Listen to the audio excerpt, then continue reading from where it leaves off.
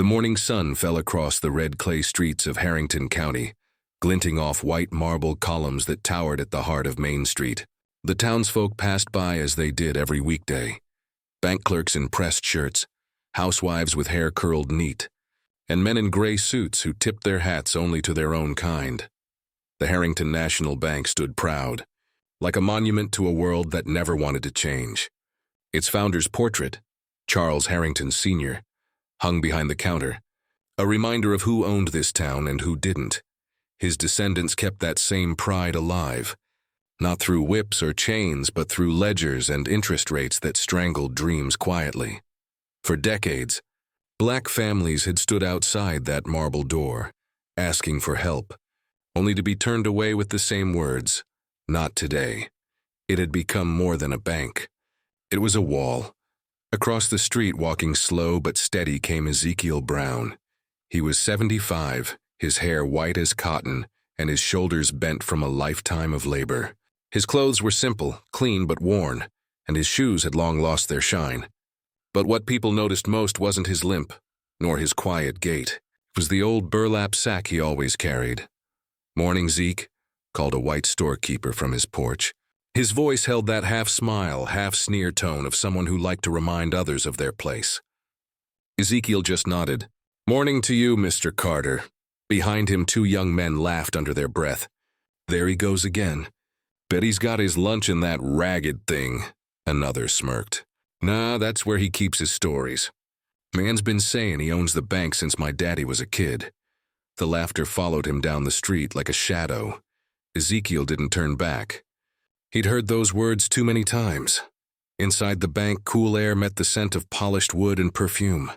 Conversations quieted for a moment as Ezekiel entered, the sound of his slow steps echoing off the floor. He approached the counter, his voice calm but firm. "I'd like to speak with Mr. Harrington." The young white teller blinked at him, unsure if she heard right. "The president?" "Yes, ma'am," he said, adjusting the sack in his hands. "It's about my property." The teller looked at him as though he'd told a joke. Her lips twitched. "Your property?" Ezekiel nodded once. "The land this building sits on." A burst of laughter came from the corner where two loan officers stood. One of them muttered, "Lord, he's lost his mind." But Ezekiel's face didn't flinch. His eyes were steady, deep, calm, and knowing. "Please tell Mr. Harrington Ezekiel Brown is here to see him." The teller hesitated, then disappeared into the back office. Behind her, whispers started again. "That man's crazy. He's harmless, just old. Still, he ought to keep them fantasies to himself." A few moments later, the teller returned, cheeks slightly pink. "Mr. Harrington will see you. But please, make it quick." Ezekiel tipped his hat politely and followed her past the glass doors into a world few people like him ever entered. Behind a mahogany desk sat Charles Harrington III, proud and polished, his hair slicked back, his gold watch gleaming. His smile was practiced, his voice smooth as silk over steel. Well, Mr. Brown," he said, standing. "I can't imagine what brings you here today. I hope there isn't a problem with your account." Ezekiel placed the burlap sack gently on the desk. "No problem, sir. I've just come to collect what's mine." The banker's brow furrowed in mock confusion. "I beg your pardon?" "This land," Ezekiel said slowly, his tone respectful but unwavering. "It belonged to my grandfather, Elijah Brown. Before your family built this bank, it was his." For a moment, the room fell silent except for the ticking clock on the wall. Then Charles laughed, low at first, then loud enough for his secretary to peek through the doorway. "You're serious?" he said, shaking his head. "You think you own the bank? Oh, that's rich." Ezekiel opened the sack and pulled out old yellowed papers, deeds, letters, tax receipts, all carefully wrapped in cloth. "These say otherwise." Charles glanced at them briefly, smirking. "Old stories and scraps of paper. You people sure do love your folk tales, don't you?" Ezekiel gathered his papers again, his voice steady despite the insult. "Sometimes, Mr. Harrington, the stories you laugh at are the ones that outlive you." Charles waved a hand dismissively. "My dear man, why don't you save yourself the trouble? You're not the first to dream big in this town, but you'll end up the same as the rest." Ezekiel picked up his sack and turned to leave. "We'll see," he said quietly. As he walked past the glass doors, the whispers began again, followed by laughter that rolled through the bank's marble halls. But for the first time, Ezekiel didn't hear them as mockery. He heard them as echoes before a fall, and in that moment the quiet, weary man with the sack smiled, just a little, knowing the truth would one day silence every laugh. Charles Harrington leaned back in his chair, a smug grin stretching across his face as Ezekiel closed the door behind him. He chuckled under his breath, shaking his head like a man who'd just witnessed a circus act. "Old fool," he muttered. "Claims he owns the bank." By noon, the story had spread through town like wildfire. At the diner, at the barber shop, at the gas station, everywhere folks gathered, there was laughter. "Did you hear? Old Zeke marched right into Harrington's bank talking about his land. Bless his heart. That man's been picking cotton in the sun too long. Yeah, well, he's about to get himself locked up if he keeps causing trouble." Ezekiel heard the whispers as he passed by that afternoon, but he kept walking. He'd been ignored before, laughed at before, but something in him had shifted. He was tired of silence. The next morning he returned to the bank, not to argue, but to speak truth. The moment he stepped in, the laughter started again. Charles was in the lobby this time, standing near the tellers, surrounded by businessmen. "Well, if it isn't the new landlord," Charles called out mockingly. "Come to collect rent, Mr. Brown?" The men around him laughed. Ezekiel stood still, his voice quiet but firm. "I've come to show you proof, sir. I won't be dismissed this time." He reached into his sack and laid the documents on the counter. "This land was purchased by Elijah Brown in 1898. Your grandfather signed this paper right here." Charles took the brittle deed in his hand, looking it over with mock interest. "You know, these are fine antiques," he said loudly, waving it in the air so everyone could see. "Maybe you could sell them at the flea market. You might make a few dollars." The crowd laughed again. Crueler this time. A young teller behind the counter whispered nervously, "Mr. Harrington, maybe you shouldn't—" "Quiet. Emily," he snapped. "I'm just having a little fun." Ezekiel stood tall. "You think this is a joke, but one day you'll see the truth in these papers." Charles's smirk twisted into a sneer. "The truth? The truth is this bank is ours. This land is ours. And people like you—" He paused, looking Ezekiel up and down. "People like you don't belong in places like this." "You never did," the words hit like stones. The laughter that followed felt like an echo of every insult Ezekiel's family had ever endured. Still, he didn't raise his voice. He gathered his papers, folding them neatly back into the sack. "You can mock me, Mr. Harrington," he said softly, "but history doesn't stay buried forever." Charles chuckled, waving over the guards. "All right, that's enough. Get him out of here before he starts telling ghost stories." Two uniformed guards approached. One of them, younger, hesitated. "Sir, he's not causing trouble." "I said out," Charles barked. The older guard grabbed Ezekiel's arm roughly, shoving him toward the door. The papers spilled from his sack, fluttering to the floor like dying leaves. For a moment, time stood still. The laughter faded, replaced by the sound of crumpled paper scraping marble. Ezekiel knelt down slowly, his trembling hands gathering each page with care.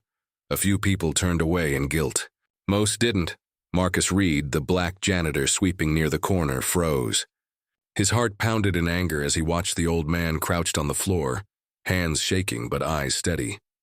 He wanted to speak, to do something, but one look from Charles silenced him. "Pitiful," Charles muttered, straightening his tie. "Someone get the mop after he's done." Ezekiel rose, clutching his sack to his chest. For the first time, his voice cracked with emotion. "You can throw me out, but you can't throw out what's written," Charles smirked. "We'll see about that." Outside, the sun hit hard. The street was busy, but Ezekiel felt utterly alone. He walked slowly, his knees aching, the laughter still ringing in his ears. By the time he reached his small farmhouse at the edge of town, dusk had begun to fall. He sat at his table under the faint glow of a single lamp. The papers were spread before him, proof of everything they'd stolen, everything they'd denied. He whispered to himself, his voice rough but steady. "They laughed at my grandfather when he tried to fight back. They laughed at my father when he refused to leave the land. And now they laugh at me." He ran a trembling finger over the name on the deed, Elijah Brown. But laughter don't change truth. Outside, the wind carried faint voices from town. People still gossiping about old Zeke and his sack. He leaned back in his chair, staring at the documents like they were the only friends he had left. The humiliation burned deep, but under it flickered something stronger. He folded his papers carefully, tucked them into the sack, and said quietly into the silence, "They think it's over, but the Lord don't sleep and neither will I." Miles away at a glittering dinner party, Charles Harrington raised a glass to laughter. "Gentlemen," he said, smirking, "to keeping old ghosts where they belong and in the ground." The men laughed, but across town, in a small wooden house, an old man sat awake, his eyes fixed on the past, and the justice still waiting to rise. The night was long and heavy in Ezekiel Brown's small farmhouse. Rain tapped against the tin roof like the ticking of an impatient clock, each drop echoing the weight in his chest. The papers sat on the table beside a single flickering lamp, yellowed, wrinkled, fragile as the hands that had guarded them for generations. Ezekiel stared at them, his face lined with exhaustion and quiet fury. He'd faced ridicule before, but this time it felt different. This wasn't just about pride, it was about erasure. They wanted him gone, just as they'd wanted his grandfather gone. He rubbed his temples, muttering softly, "Maybe they right. Maybe I am too old to fight?" His voice cracked under the whisper. "Ain't no one left to stand with me now." The room smelled of old wood and memories. On the wall hung a faded photograph of his late wife, Clara, her eyes bright even through the blur of time.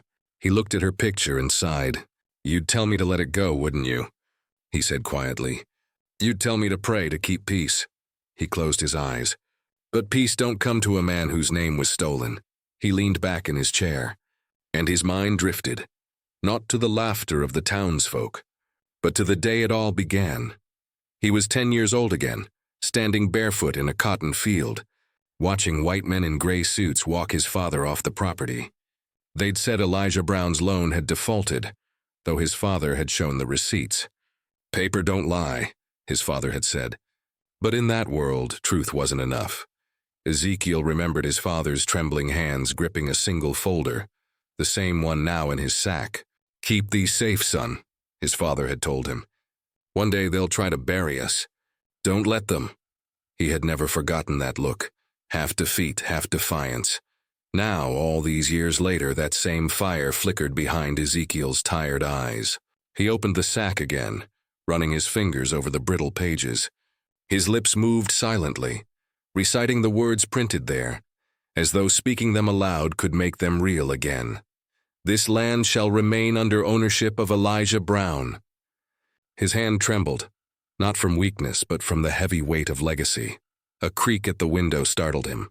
It was just the wind, but for a moment he thought he heard voices, laughter echoing faintly from town. The memory of that mocking sound twisted deep inside him. He slammed his palm against the table. "They took everything," he burst out, voice breaking the silence. His breath came heavy, his heart pounding in anger and grief. "They took our land, our name, our worth, and they laughed while doing it." He rose slowly from his chair and walked toward the window, looking out at the empty fields under the pale moonlight. Once this land had been alive with cotton and labor, his family's pride. Now it was just quiet soil, unplowed but not forgotten. "Lord," he whispered, "I done spent 75 years trying to forgive, but how do you forgive a wound that never heals?" The house felt colder than before. The old wood seemed to creak with ghosts, voices of his ancestors reminding him that silence had never saved them. He walked to the corner of the room and knelt beside a chest that hadn't been opened in decades. When he lifted the lid, the faint smell of dust and earth filled the air. Inside were small relics, a folded flag from his son's service, his wife's Bible, and a rusted key. He picked up the Bible and opened it to the front page. Written in faded ink were the words, "The Lord is my witness. Justice may be slow, but it is sure." Ezekiel closed the book and held it to his chest. "You were right, Clara," he whispered. "Justice is slow, but I ain't dead yet." At that same hour, miles away in the heart of town, Marcus Reed was sweeping the bank floors under the dim glow of fluorescent lights. The laughter from earlier still echoed in his head. He kept seeing the old man's trembling hands gathering those papers off the marble floor. He leaned against his broom, muttering, "Ain't right. Ain't no way that man made all that up." The night guard looked up. "What's that, Marcus?" "Nothing," Marcus said quickly. "Just thinking." But inside, his thoughts burned. He couldn't shake the feeling that something about those papers, about Ezekiel Brown, was real. As Ezekiel blew out his lamp for the night, the two men, one old, one young, both lay awake under the same sky, carrying the same unspoken thought. The truth doesn't die just because people stop believing in it. Ezekiel turned on his side, staring into the darkness. The rain had stopped, but the storm inside him hadn't. His whisper broke the silence one last time. "They think I'll fade away, but tomorrow I'll make them remember." The next morning came gray and still. The air hung heavy over Ezekiel's small farmhouse, the kind of quiet that feels almost sacred, or like the world is holding its breath. Ezekiel sat at his kitchen table, sipping weak coffee. His hands trembled slightly, but his eyes were sharp, fixed on the papers spread before him. Every line, every faded signature had become part of his heartbeat now. He traced one of the names with a rough fingertip and whispered, "You're still here, Grandpa. I'll make sure they know your name." A knock came at the door. He looked up, startled. Nobody knocked on Ezekiel Brown's door anymore. Not in years. When he opened it, he found Marcus Reed standing on the porch, holding a small paper bag. The young man shifted awkwardly, his janitor's uniform still on, his eyes filled with both respect and hesitation. "Mornin', sir," Marcus said softly. I brought you some breakfast from Miss Ruth's diner. Thought you might need it." Ezekiel blinked, surprised. "You didn't have to do that," Marcus shrugged. "I saw what happened yesterday. I couldn't sleep. Kept thinking about it. You was right to stand up like that." Ezekiel sighed, motioning for him to come inside. "Ain't many folks saying that today. Most of 'em just laughing." Marcus took a seat at the edge of the old wooden chair. "Let 'em laugh. They always laugh first, don't they?" That made Ezekiel smile faintly. "You sound like a man who's seen it too." Marcus chuckled bitterly. "You don't work under Charles Harrington for 3 years without learning how to bite your tongue." Ezekiel looked at him with quiet curiosity. "And yet you still came." Marcus hesitated before answering. "Because I saw the way they treated you. Like you was nothing. Like your words didn't matter. And I just kept thinking, what if you was telling the truth?" He paused, lowering his voice. "You wasn't you?" Ezekiel studied the young man for a long moment, then reached for his burlap sack. He opened it carefully, revealing the old papers inside. "This here," he said, "is my family's story, in ink and sweat. My grandfather built his life on this land before they stole it. These papers prove it." Marcus leaned forward, eyes wide. He touched one of the deeds gently, reading the faded names aloud. "Elijah Brown, property of Harrington County, Lot 14. He looked up. "This is the same address as the bank." Ezekiel nodded. "That's right. They built their empire on our dirt." Marcus whistled softly. "Sir, this looks real." "It is real," Ezekiel said. "But truth don't mean much when liars run the courthouse." Marcus's eyes flashed with determination. "My aunt works at the courthouse, Angela Whitmore. She knows them records better than anyone. If this is real, she'll find proof." Ezekiel hesitated. "Would she help an old man like me? Folks in that office, they don't like stirring up the past." Marcus shook his head. "She's not like them. She's seen too many people pushed down just 'cause of their color. She'll listen." Ezekiel stared down at the papers, then back at Marcus. "All right, son. We'll go." Later that afternoon, the two walked up the courthouse steps together, an old man and a janitor carrying a burlap sack that now felt heavier than gold. Inside, the cool halls smelled of dust and formality. Angela Whitmore, a young black paralegal in a gray suit, looked up from her desk as they entered. Her expression softened when she saw Marcus. "What's going on?" Marcus lowered his voice. "Auntie, I need you to see something." Angela motioned them into her small office. As Ezekiel spread the papers across her desk, she frowned, adjusting her glasses. The air grew still. "These are old," she murmured, examining the signatures. "Real old. But the seals. They look authentic." She flipped through one, then another, her brow furrowing deeper. "Where did you get these?" "They were my grandfather's," Ezekiel said quietly. He was Elijah Brown. Angela froze. Brown? Wait. She stood up suddenly and walked to a filing cabinet, pulling open the bottom drawer. After flipping through a few files, she gasped softly. Lord have mercy. What is it? Marcus asked. Angela turned toward them, her face pale but alive with shock. There's a record here, and he says Elijah Brown owned that parcel. But there's also another document filed the same year, transferring it to Charles Harrington's grandfather. And the signatures? She held up both papers. They don't match. Marcus leaned closer. I mean, Angela said, her voice trembling.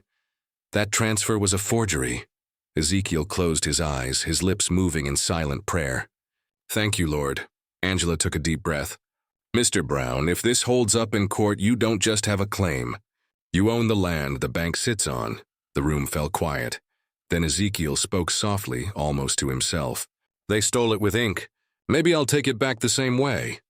Angela looked at him seriously. You need to be careful. The Harringtons won't take this lightly. They'll come after you. Try to call you crazy. Ezekiel smiled faintly. They already did. Angela nodded slowly. Then maybe it's time they learn what crazy truth looks like. That evening, word began to spread quietly through the black community. Whispers carried by barbers, teachers, church ladies, and bus drivers. Old Zeke's papers are real. Harrington might have stolen the land. After all these years, the truth's coming up like roots under concrete. In homes across town, hope stirred where silence had long lived. Back in his farmhouse, Ezekiel sat with Marcus and Angela over coffee as the sun dipped below the trees. He looked at them both and said, I fought my whole life just to be heard. Now maybe it ain't my voice they'll remember, maybe it's yours. Angela smiled gently. Oh, they'll remember you, Mr. Brown, trust me. For the first time in decades, Ezekiel felt something he'd nearly forgotten. It wasn't peace.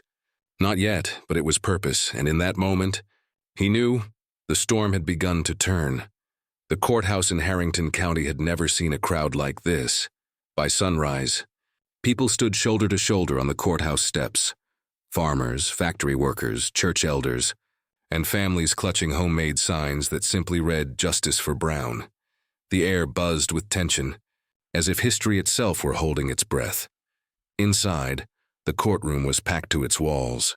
At the front sat Judge Alan Whitford, a man in his late 60s with a silver mustache and a reputation for keeping order, though everyone in town knew what kind of order he preferred. On one side sat Charles Harrington III, polished and confident in his navy suit, his team of attorneys whispering like vultures behind him. His face wore that same smug smile he'd flashed when Ezekiel had first walked into the bank. On the other side, small, unassuming yet unshaken, sat Ezekiel Brown, with Marcus beside him and Angela Whitmore quietly organizing stacks of documents. His sack rested by his feet, as it always had, tied neatly at the top. The murmurs quieted when the judge entered. Court is now in session, Whitford announced. Case number 2410, Ezekiel Brown versus Harrington National Bank. Charles leaned back in his chair, feigning ease. Let's make this quick, he muttered to his lawyer. We'll have this thrown out before lunch. But Angela's voice cut through the air like steel. Your Honor, the plaintiff, Mr. Ezekiel Brown, presents ownership documents dating back to 1898, signed by Elijah Brown, the rightful landowner, proving that Harrington National Bank was built on land illegally seized by the defendant's family. The crowd murmured. Charles smirked. Your Honor, this is absurd. These so-called documents were found in a burlap sack carried by a 75-year-old man who believes... Ezekiel raised his hand gently, silencing the room. His voice was low but carried across every corner. Not believes, Mr. Harrington. Knows. For the first time, Charles faltered. Angela opened the evidence folder. Exhibit A, original deed signed by Elijah Brown, dated 1898. She laid it on the judge's bench. Exhibit B, tax receipts confirming continuous payments made by the Brown family until 1912.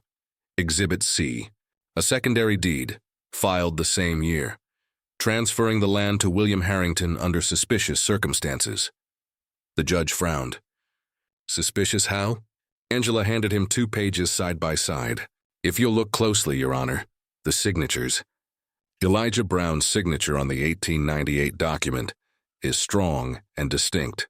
The 1912 one, she paused, letting silence stretch, is a crude imitation. Gasps rippled through the courtroom. Charles's lawyer jumped up. Forgery accusations without forensic evidence are meaningless. Angela calmly adjusted her glasses.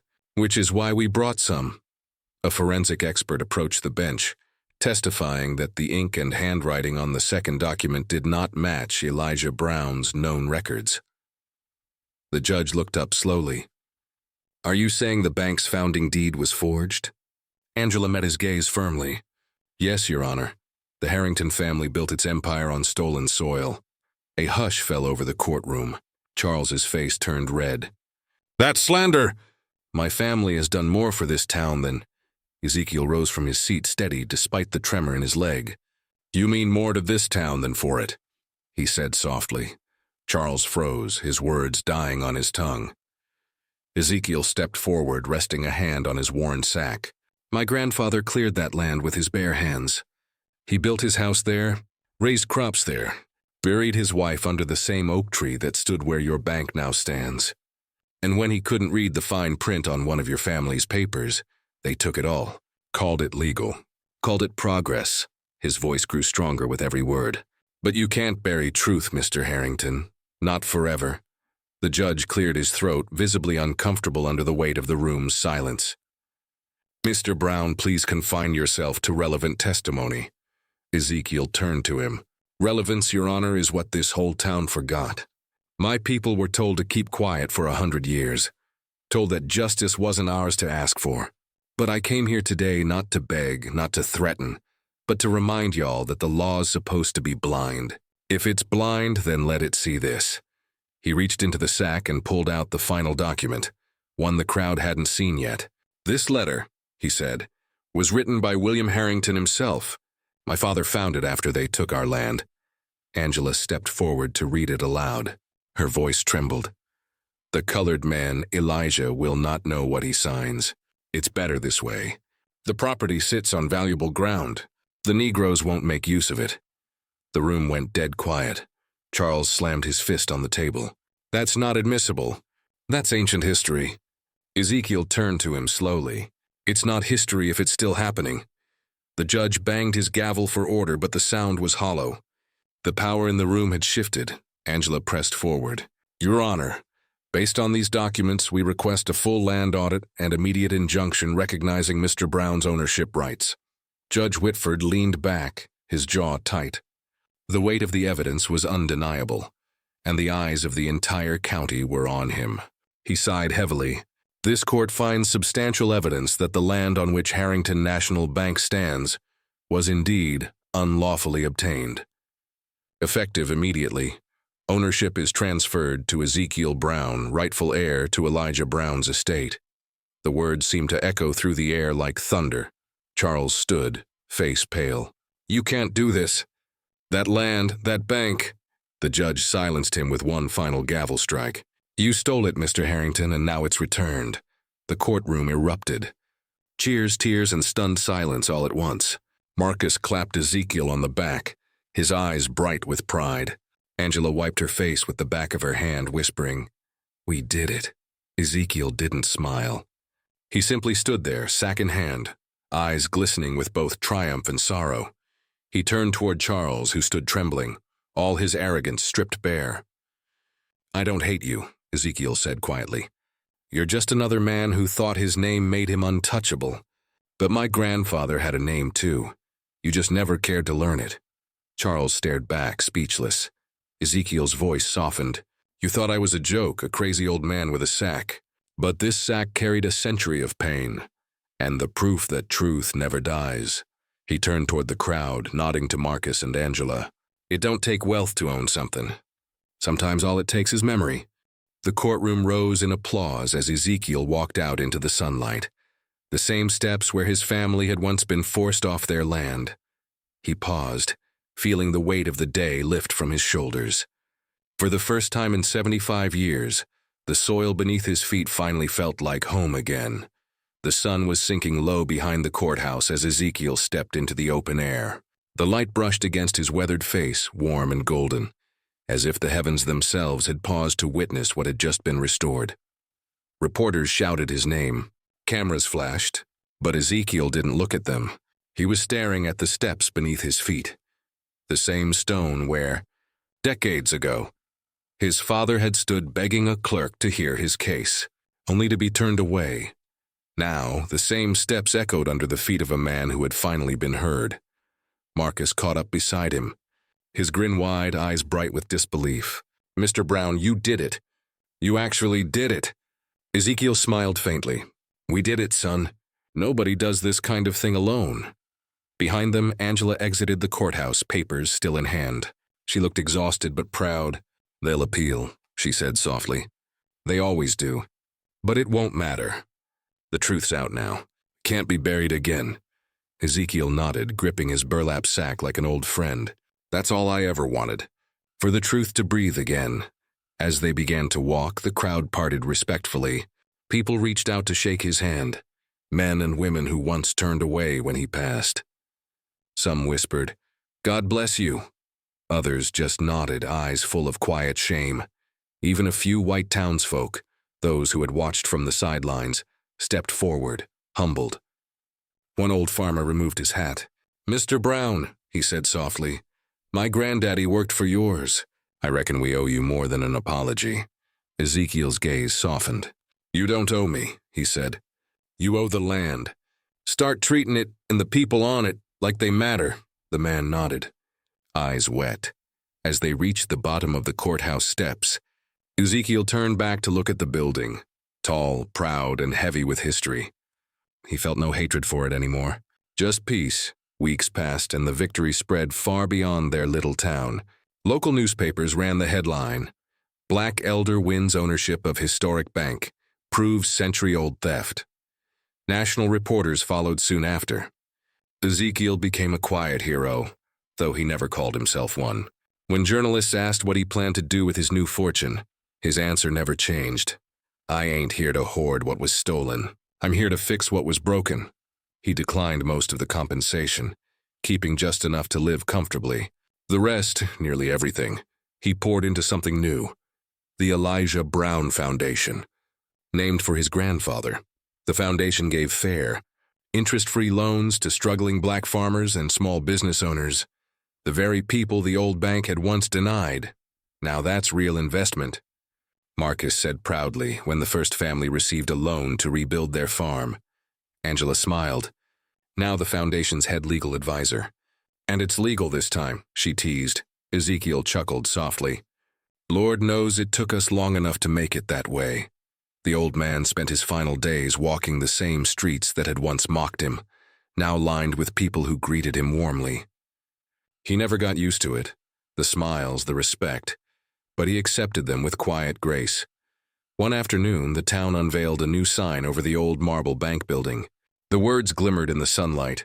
"Brown and Community Trust Bank, founded on justice." Ezekiel stood in front of it, his sack still slung over his shoulder. The crowd applauded, but he barely heard them. His mind was elsewhere, on his father, on his grandfather, on the fields that once fed their dreams. He whispered under his breath, "We got it back, Pop. We got it back for all of us." Marcus stepped beside him. "Feels different now, don't it?" Ezekiel nodded slowly. "It feels lighter, like the ground's been waiting 100 years to breathe again." He turned to Marcus, placing a hand on his shoulder. "Promise me something, son. Don't let them rewrite this story.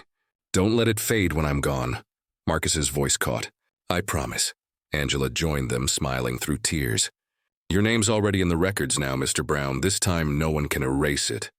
Ezekiel smiled faintly, eyes glistening.